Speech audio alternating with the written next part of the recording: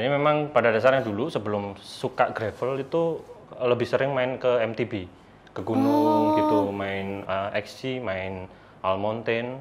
Jadi berangkat pagi, pulang maghrib atau pulang isya. Pulang pagi ya Mas.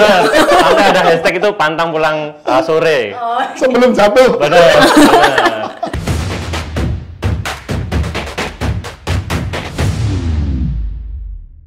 Habis dari mana Mas tadi? Kalau ini tadi sih habis dari Banyuwangi minggu kemarin. Oh. Minggu kemarin dari Banyuwangi. Udah mulai. Oke Riders, kembali lagi bersama kita di rodalintas.id. Nah, kali ini kita kedatangan tamu spesial nih. Ada 2 orang narasumber. Dua orang cyclist entusias yang mereka hobinya ini cukup unik.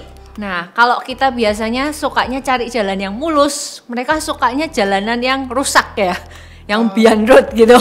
Bisa dibilang jalanan yang rusak sih. Bener. Mungkin boleh perkenalan singkat?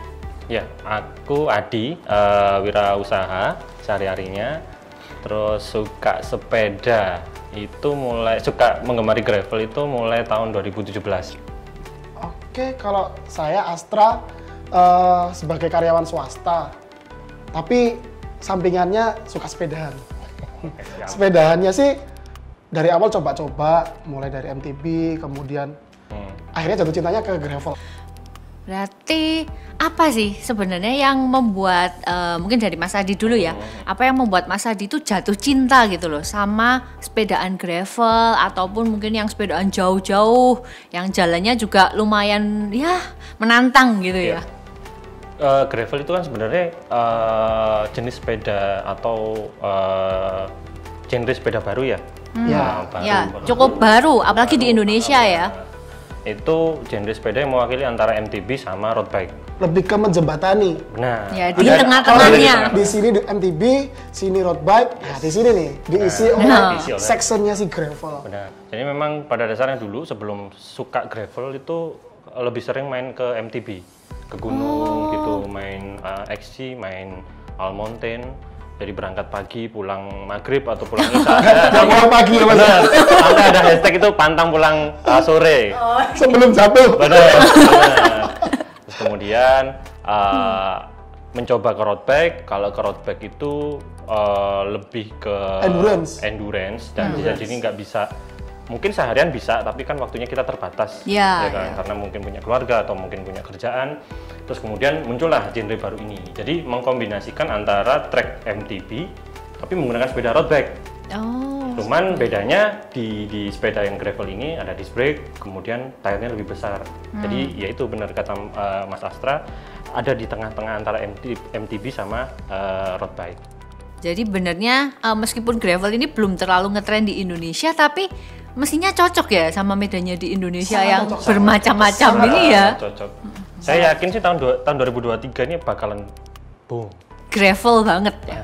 Iya sih, kalau melihat dari beberapa event teman-teman mulai naik tuh. Mulai naik.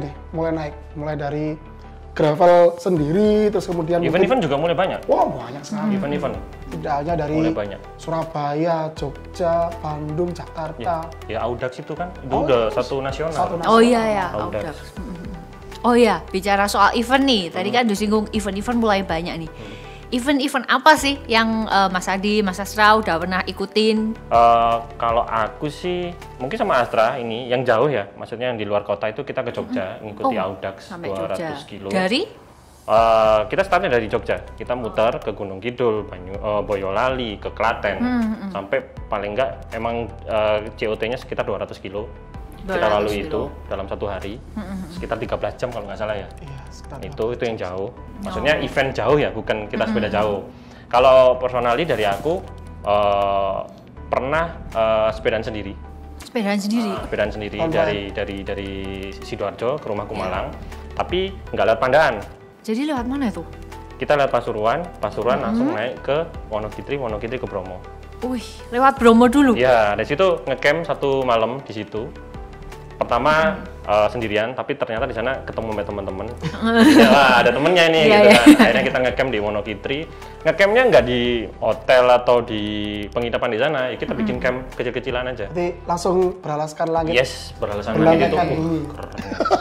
Oh jadi waktu sepedaan ya bawanya sampai pakai kemah, tenda gitu ya? Bawa kompor, bawa sleeping bag, terus kita bawa apa itu namanya tenda yang small lah, satu atau dua orang. Itu menarik sih. Banget. Iya. Biasanya kalau sepedaan nih, bawaan apa aja sih yang sekiranya wajib harus dibawa, entah itu mungkin ngelewatin rute gravel yang jalannya rusak-rusak, ataupun mungkin tadi kan Mas Adi sempat cerita bike camp ya ke Bromo. Nah itu kan pasti bawaannya juga nggak sedikit. Gitu. Kalau backpacking ya, aku langsung ngomong ke backpacking ya, berarti itu artinya lebih dari 1 hari, ya kan? Lebih 1 hari. Peralatan wajib atau tools wajib yang dibawa itu pasti ban dalem. Ban dalem pasti. Kemudian folding tool, itu udah pasti. Terus mungkin kalau memang dirasa ban dalem itu kurang cukup apa itu namanya aman, bisa nambah spare.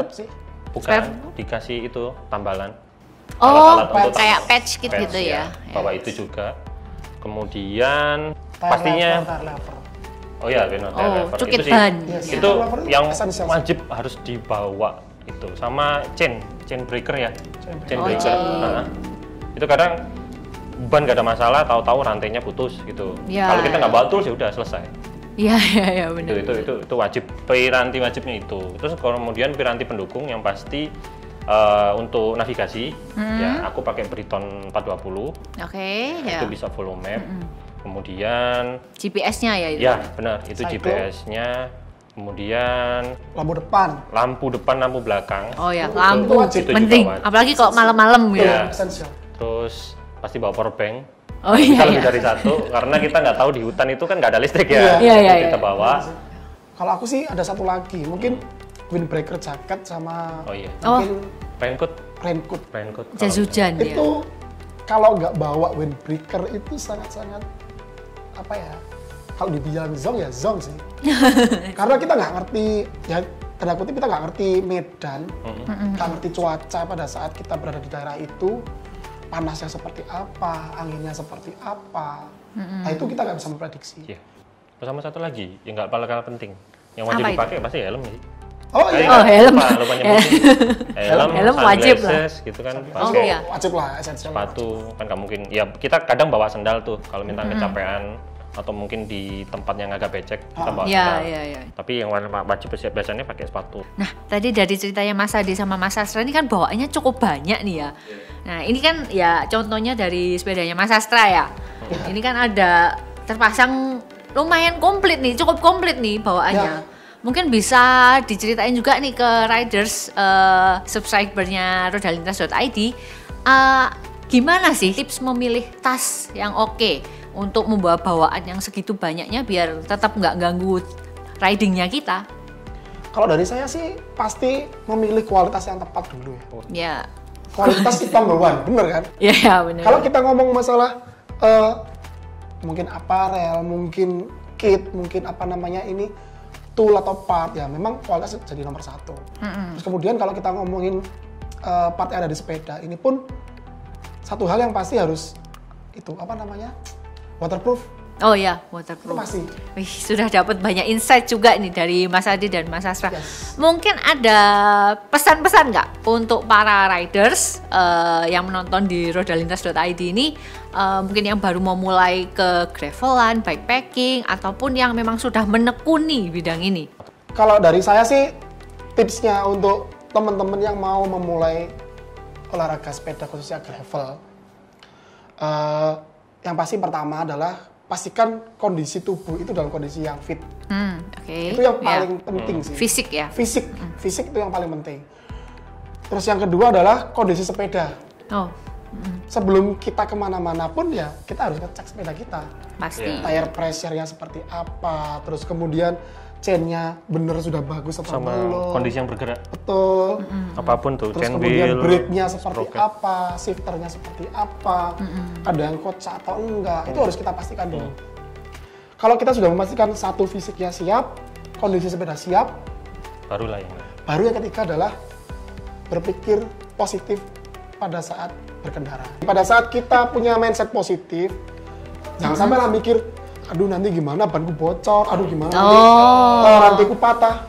jangan sampai berpikir seperti itu. Harus positif dan optimis. Terus kemudian yang keempat itu jangan lupakan bahwa kita mendapatkan view yang bagus, kita mendapatkan jalur yang menantang, menarik itu belum apa-apa tanpa adanya keselamatan pada saat tiba di tujuan. Oke. Jadi pastikan safety is number one. Oke. Lengkap banget ya. Jadi fisik, sepeda, pikiran, dan yang terakhir adalah safety. Itu sih. Penting banget nih riders. Dicatat semuanya ini. Itu. Jadi kita udah dapat banyak banget insight dari dua tamu spesial kita ini. Semoga bermanfaat buat para riders dan kita see you di video berikutnya. Thank you.